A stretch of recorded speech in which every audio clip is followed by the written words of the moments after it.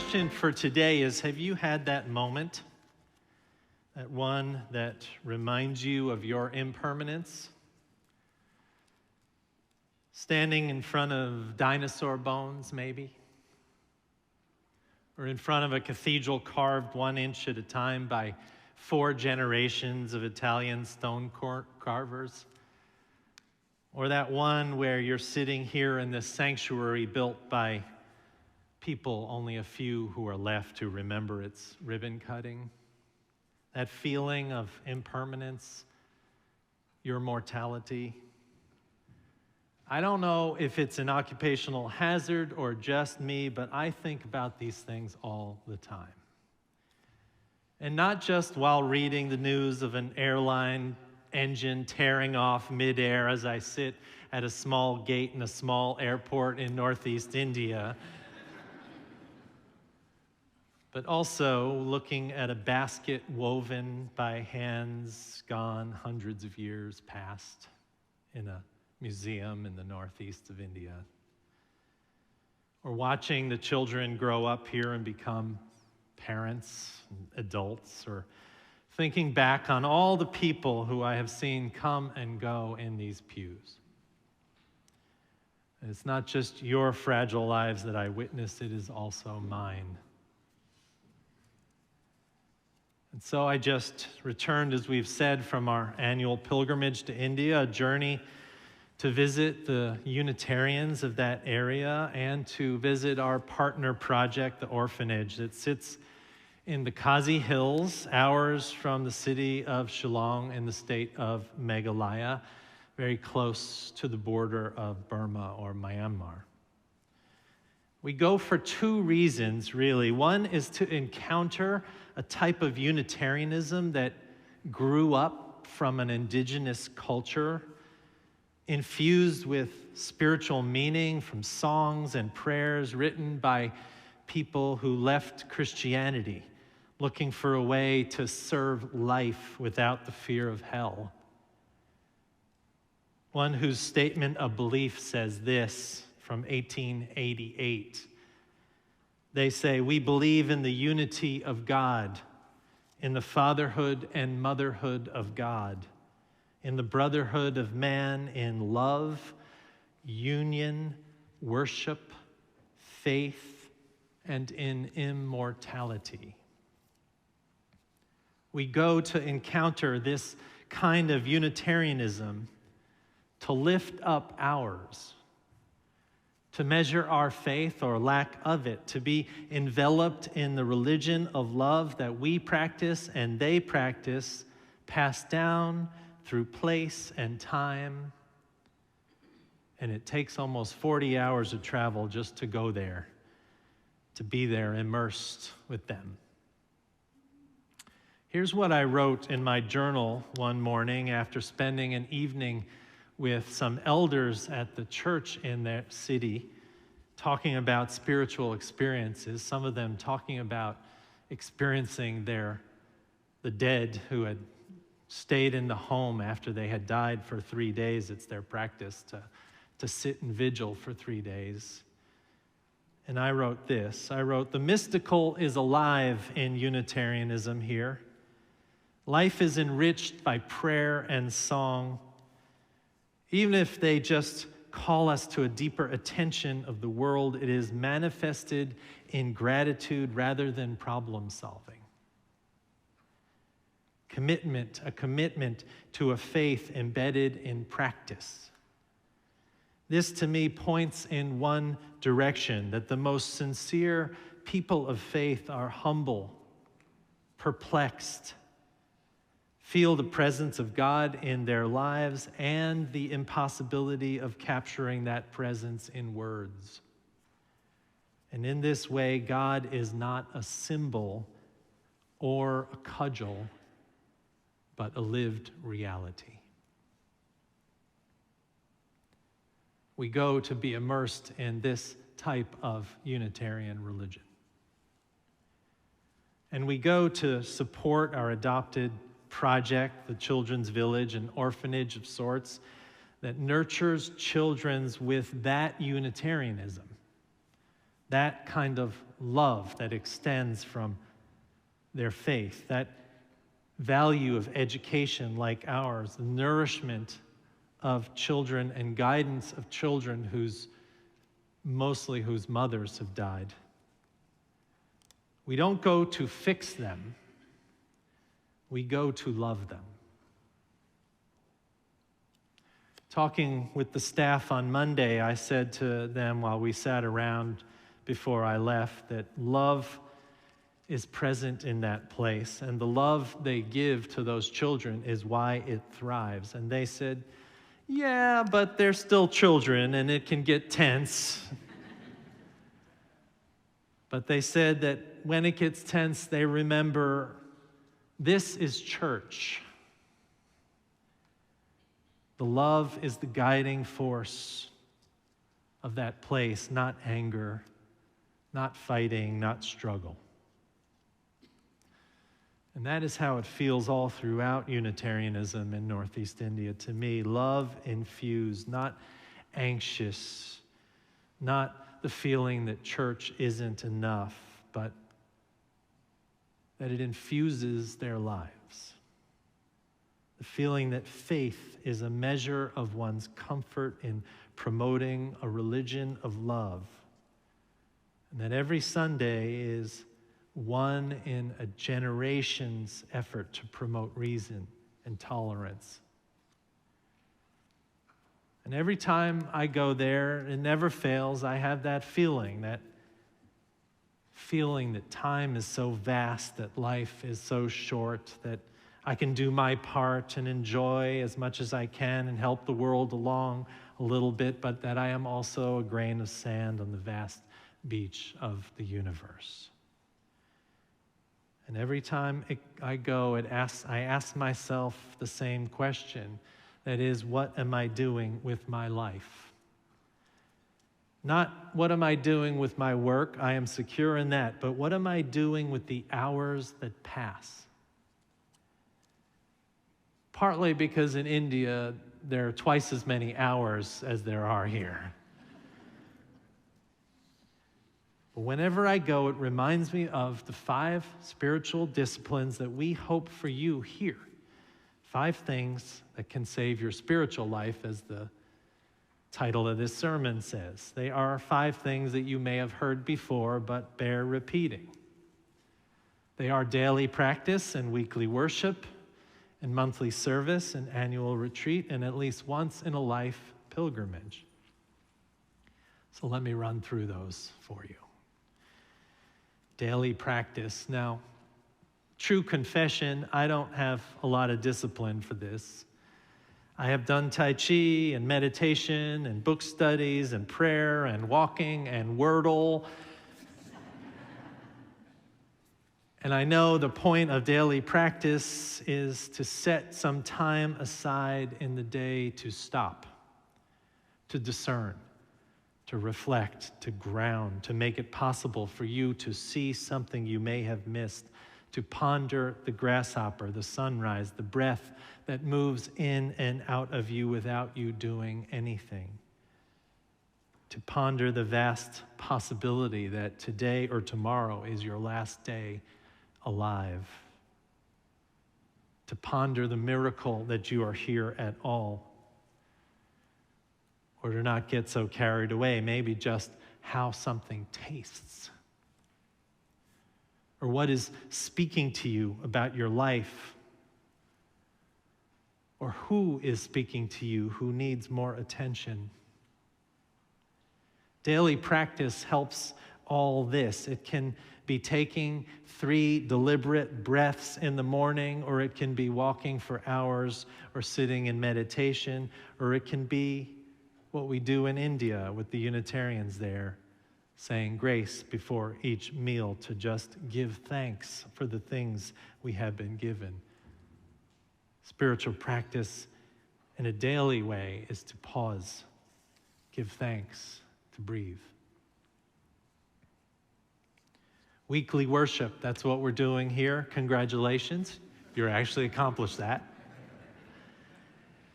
But what is this we're doing? It's this deliberate setting aside of the things we do in our busy lives to accomplish nothing, to see the people we care about, to sing, to pray, to give, to receive, to listen, to think, maybe to daydream. I know you're out there.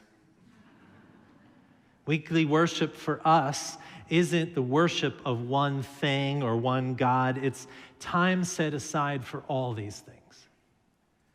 Trust me, I know it is good for you, and I know it's hard to commit to, but I know it is good for you.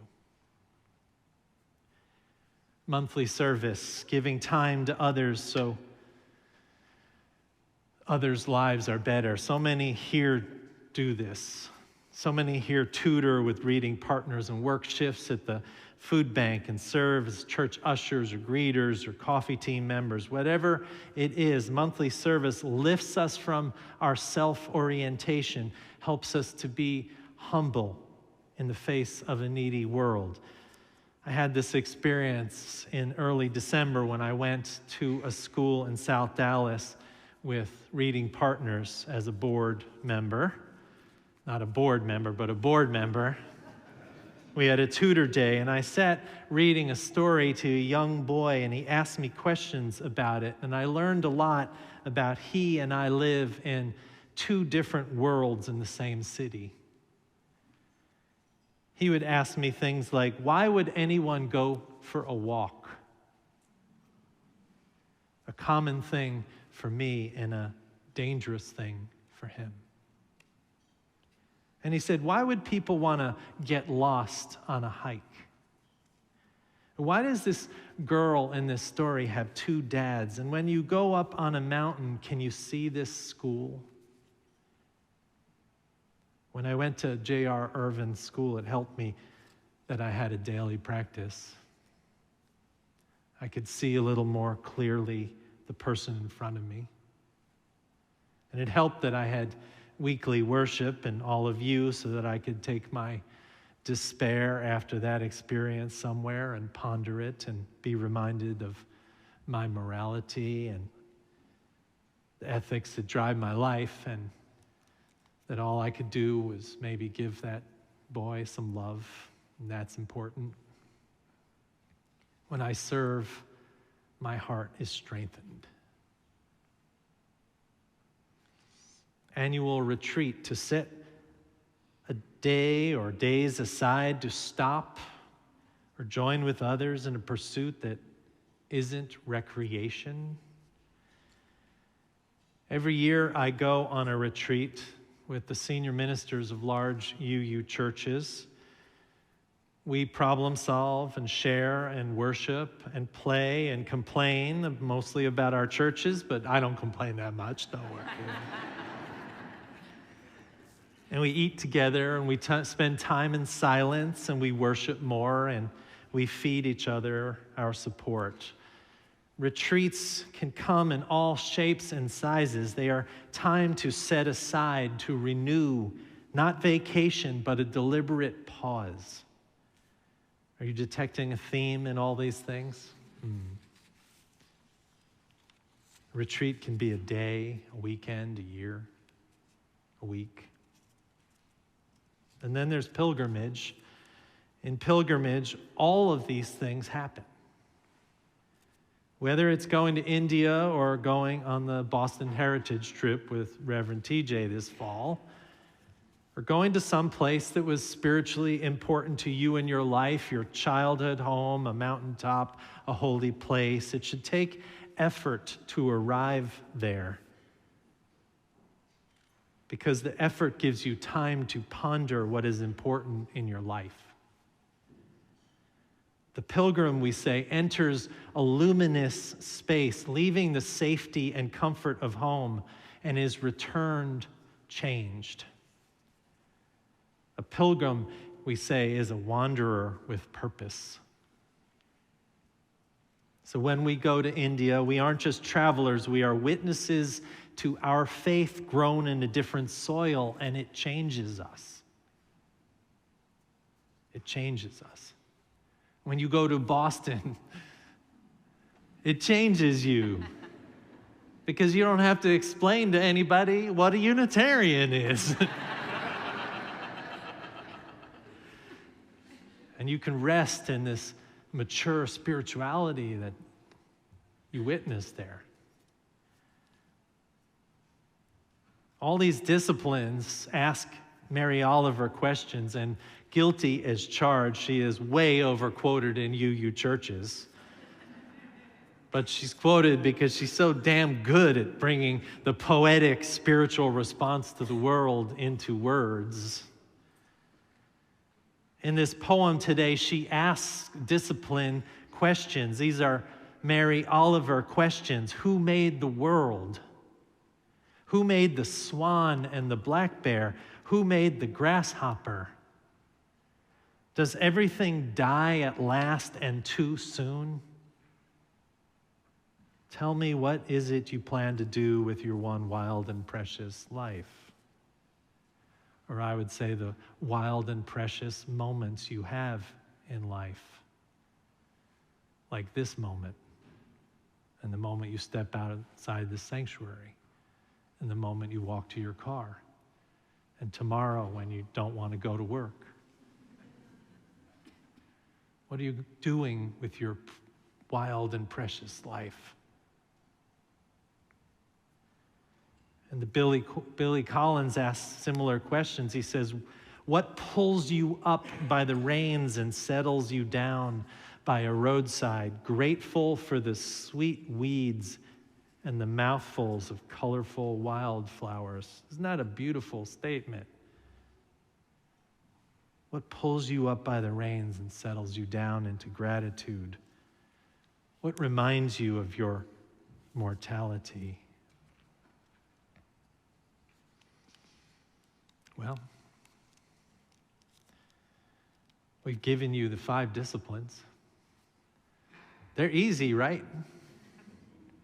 You just go and do them. The theme here is living with intention. I don't really care if you do one or the other, but that you do something that synthesizes the moments in your life that ask these questions. What makes your living purposeful? How do you see the people and the things in your life more clearly? How do you find gratitude for this moment and in turn joy? Hard in a busy world, but not if we use some of these 5 disciplines. And you might just choose one. What would your life look like if you had a daily practice, or more than one daily practice? What would your life be if you came here every Sunday for the next 3 months, no matter what was on TV on Sunday morning, or what sports your child has to play at 10 a.m. on Sunday, or how warm those blankets feel? What would happen if you came here every day for 3 months, every Sunday? And what would service every month do to you? Or double your service until Easter?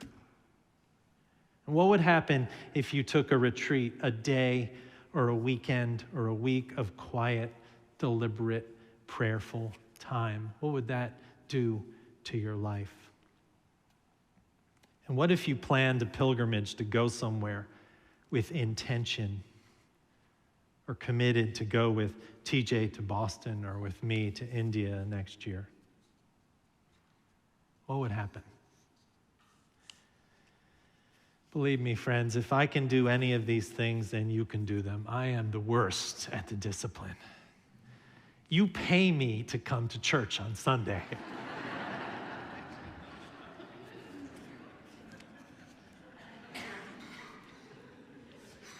But I am a better person because I engage in these disciplines. And there's still so much work to do. My guess is that if you took up this spiritual model for your life, you would both feel your part in life more meaningfully, and the result would be more gratitude for the sweet weeds or the mouthfuls of colorful wildflowers or the people you live with or the days you have left. And who doesn't want more of that?